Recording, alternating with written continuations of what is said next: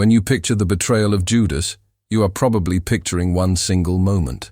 A bag of coins passed under a table, a kiss in a dark garden, a sudden snap decision made by a greedy man who finally showed his true colors.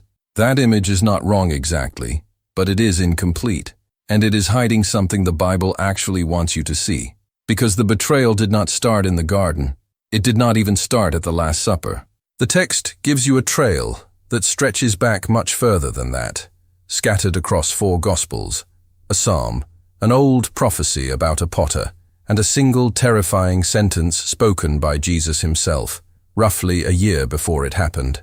And when you gather that trail and lay it in order, 3 questions come into focus.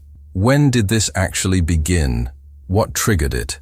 And what did it start? Here is the thesis I want to prove to you today. The betrayal of Judas is not the story of one bad decision on one bad night.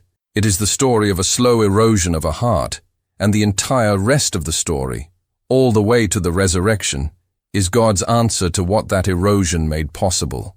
So let's walk through this the way the text actually lays it out. We are going to look at the original Greek behind some of the most famous words in this story, and we are going to be honest the whole way through about what the text plainly says and what it leaves for us to piece together. Let's start with the hardest question. When did it begin? Most people assume the answer is simple. It began the moment Judas walked into the chief priests and asked for money. But the Bible gives you an edge to this window that is much further back than that, and it comes from the mouth of Jesus. Go to John chapter 6. This is early in Jesus' ministry, roughly a full year before the crucifixion.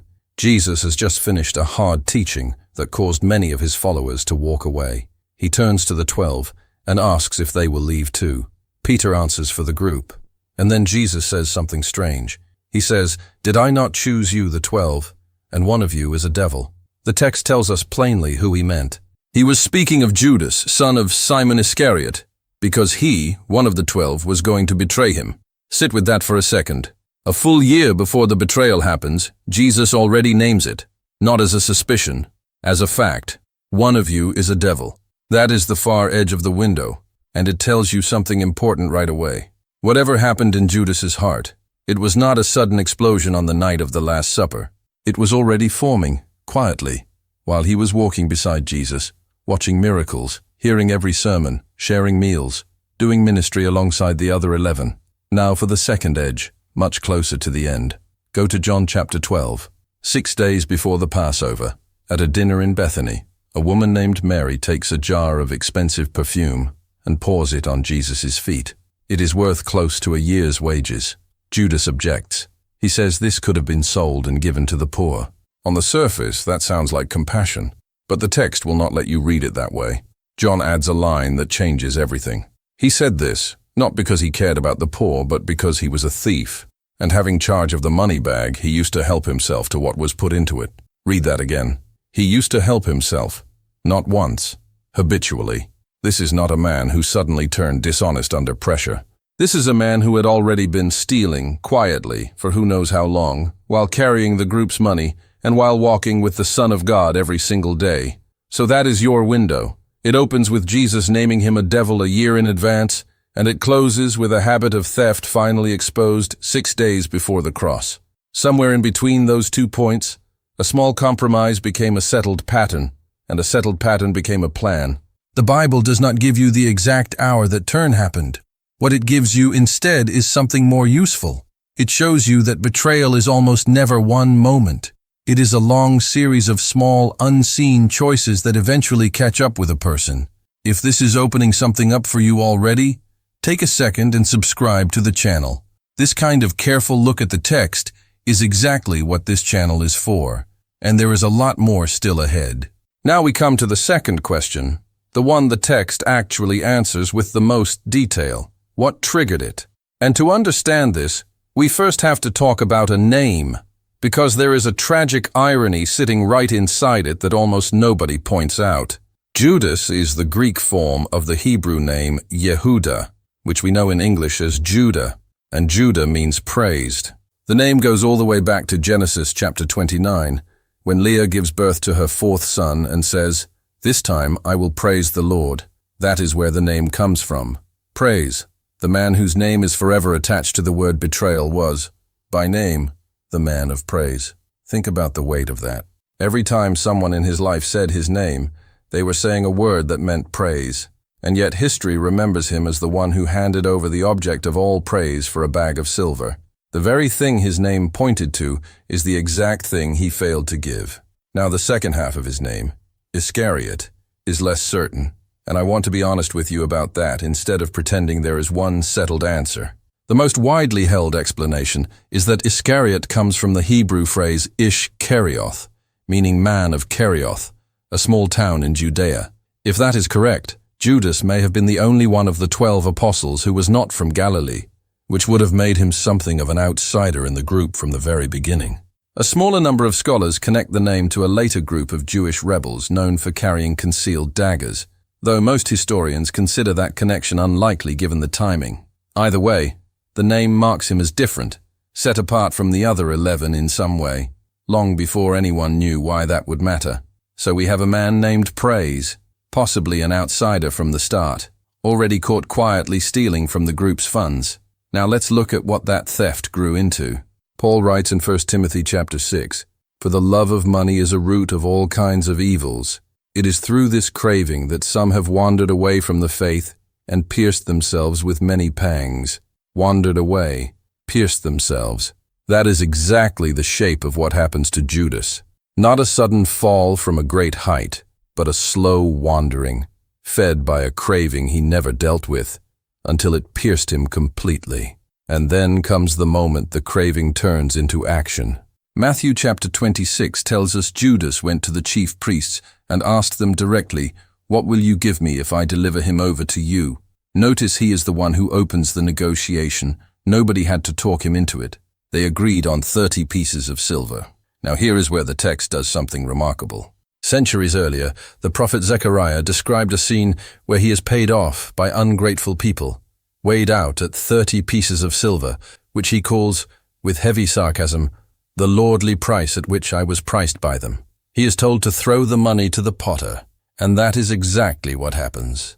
Matthew later connects this passage to Judas's story, and I want to be honest with you about the details here too, because on the surface, Zechariah's original scene is about a rejected shepherd figure being paid off by an ungrateful flock, and Matthew draws together language from both Zechariah and the prophet Jeremiah's imagery of a potter's field, weaving them into a single fulfillment. Scholars still discuss exactly how the pieces fit together, but the number is not a coincidence. 30 pieces of silver, the exact price of a slave in the ancient world according to the law in Exodus, was the price God's own prophets said would be attached to him, and it is the price Judas actually asked for and received. So the trigger is now visible in full. A small, habitual dishonesty with money, never confronted, never repented of, that grew into a craving strong enough to make him initiate the sale of the Son of God for the price of a slave. And running underneath all of it, the Gospel writers tell us something else was also at work. Luke chapter 22 says, "Then Satan entered into Judas, called Iscariot, who was of the number of the 12. He went away and conferred with the chief priests." John's Gospel describes something similar happening during the final meal itself, when Satan entered into him a second time, right after he took a piece of bread from Jesus' own hand. Two different moments, two different Gospel writers, both using the exact same language of Satan entering the man. The Bible does not treat Judas as a puppet with no choice of his own. His feet walked to the chief priests. His mouth asked the price. But it also refuses to pretend this was only human greed working alone. A door that had been left open by years of small compromise was finally walked through by something much darker. Now we arrive at the third question, the one that ties this whole story to your own life. What did it start? The first thing it started was the final meal itself, becoming something heavier than anyone at that table realized. Jesus, troubled in his spirit, tells the 12 plainly, "One of you will betray me." Every single one of them asks the same question, "Is it I, Lord?" Every one of them calls him Lord, except one. Matthew's Gospel records that when Judas finally asks the same question, he uses a different word. "Is it I, Rabbi?" Not Lord, Rabbi, Teacher. A title of respect, but not a title of surrender. In one small word choice, the text shows you the exact distance that had grown in his heart. The others were still calling him Lord. Judas had quietly downgraded him to teacher, and something happens here that should stop you cold. Before any of this happens, earlier that same evening, Jesus gets up, wraps a towel around his waist, and washes the feet of every disciple at that table, including Judas. He already knew. John's Gospel tells us plainly that Jesus knew the Father had given all things into his hands, and he still knelt down and washed the feet that were about to walk out that door and betray him. Grace was still being offered physically on his knees, right up until the very last door closed. John tells us that Jesus was troubled in spirit right before he named the betrayer, and he quotes an old line from the Psalms to explain why none of this was catching him off guard. He says, "The one who ate my bread has lifted his heel against me." That line comes from Psalm 41, a psalm about betrayal written long before Judas was born, describing a close friend, someone who shared meals at the same table, turning against the one who trusted him. Jesus is telling the room that this exact kind of wound was written into Scripture centuries earlier. This was not a plan falling apart. It was a plan he had already seen coming from far away. Then comes a detail that most people read straight past. At that meal, the host would sometimes dip a piece of bread and hand it directly to the guest he wanted to honor most. It was a small, deliberate act of favor at the table. And John tells us Jesus does exactly that. He dips the morsel and gives it to Judas. Think about what that means. In the same breath that he identifies his betrayer, Jesus hands him the seat of honor. He is not shaming him publicly in front of the others. He is offering him one final quiet gesture of love, close enough to reach out and touch, right before Judas gets up and walks into the dark. Then it started the actual arrest. Judas leaves the table, meets a crowd of soldiers and officials, and gives them a sign. "The one I will kiss is the man. Arrest him." He walks up to Jesus and says, "Greetings, Rabbi," and kisses him. Luke's Gospel captures Jesus' response with a question that is almost unbearable to read, Judas. "Would you betray the Son of Man with a kiss?" Matthew records Jesus calling him friend even in that exact moment. "Friend, do what you came to do." Even as the betrayal is happening in real time, Jesus is still speaking to him with a word of relationship, not condemnation.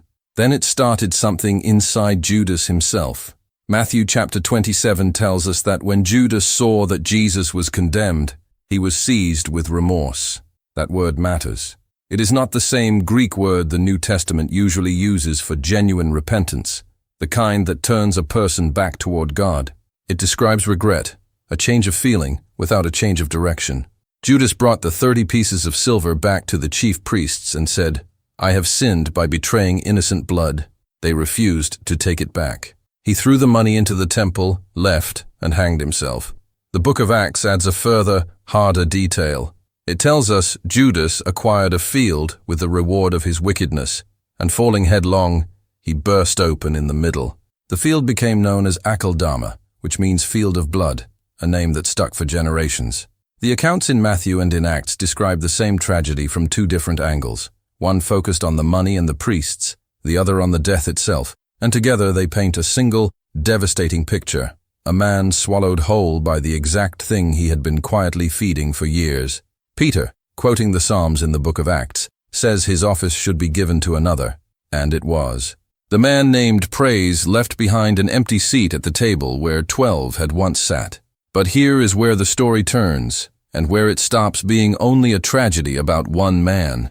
Because the same Greek word used to describe what Judas did to Jesus is used again, just a few chapters later, to describe what God himself was doing the entire time.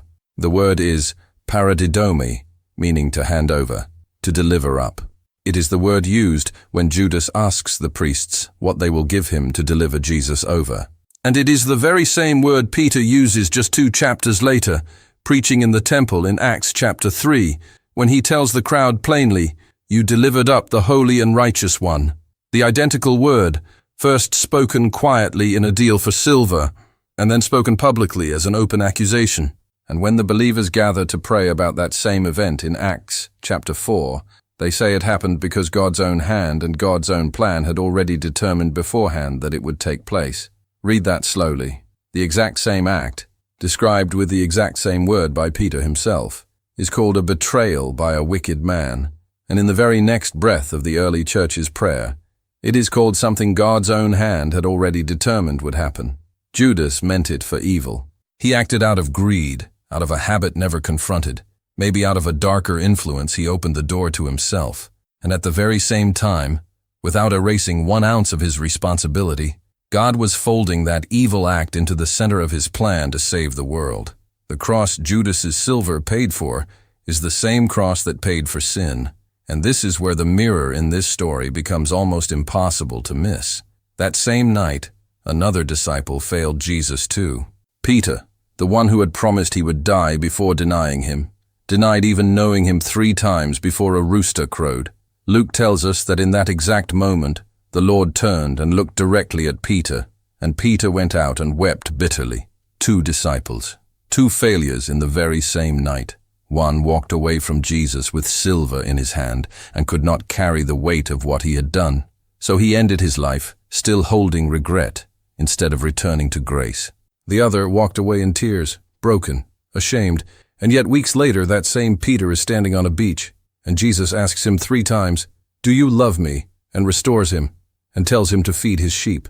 The exact same night produced a man who could not receive mercy and a man who was completely remade by it. The difference was never the size of the failure. Betrayal and denial are cousins, not opposites. The difference was what each man did with his own collapse. So what does this mean for you, sitting where you are right now? First, it means that the thing that destroyed one of the 12 men closest to Jesus on earth did not begin as some obvious, monstrous evil. It began as a small, private dishonesty, with something as ordinary as money, quietly repeated, quietly unaddressed, for who knows how long before anyone else even noticed.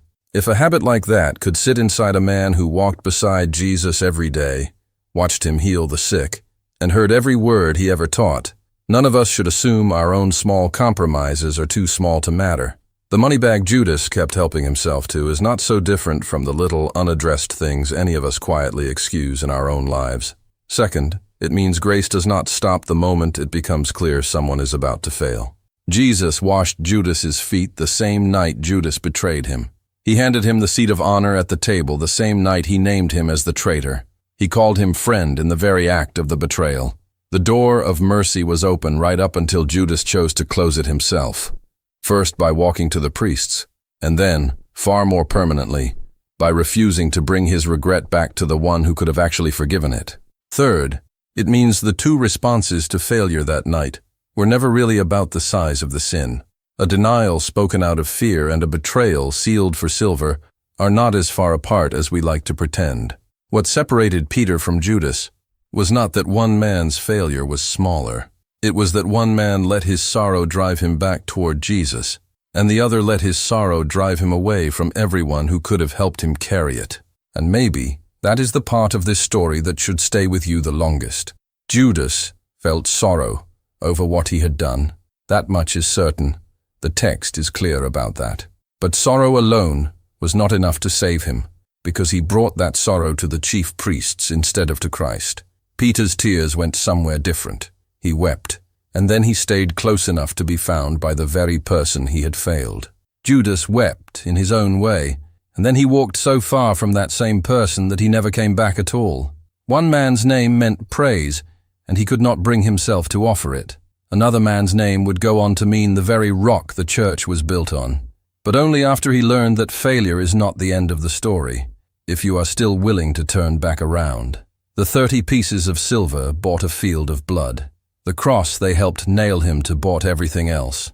If you have ever felt the weight of your own quiet compromises, the small dishonesties nobody else has caught yet, know that the same Jesus who knelt down and washed the feet of the man who was about to betray him is still willing to kneel down for you too, as long as you are willing to actually come back and let him. If this opens something up for you, help this reach someone else who needs to hear it. Subscribe, leave a comment telling me which detail surprised you the most, and share this with someone who has only ever pictured this story as one bad man in one bad moment. There is always more in the text than we first assume, and that is exactly why this channel exists. God bless you.